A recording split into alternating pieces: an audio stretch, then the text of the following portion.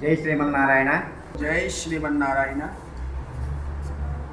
ఉగ్రం వీరం మహావిష్ణుం జ్వలంతం సర్వతోముఖం నృసింహం భీషణం భద్రం మృత్యుర్నమామ్యహం.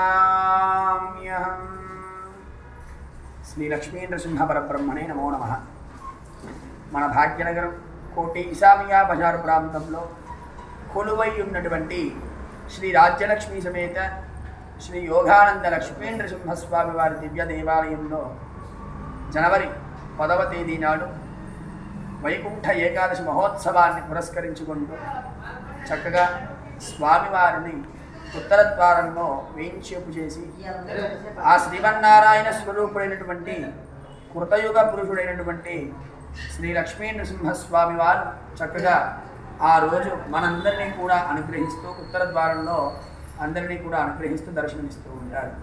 చక్కగా ఆగమ శాస్త్రానుసారముగా శ్రీ పాంచరాత్ర ఆగమ సాంప్రదాయంలో స్వామివారిని అర్చించి ఆరాధించి ఆ రోజు ఉదయం 5 గంటల నుండి కూడా మనందరినీ అనుగ్రహిస్తూ స్వామివారి ఉత్తర ద్వార దర్శనంలో వేంచేపు చేస్తారు.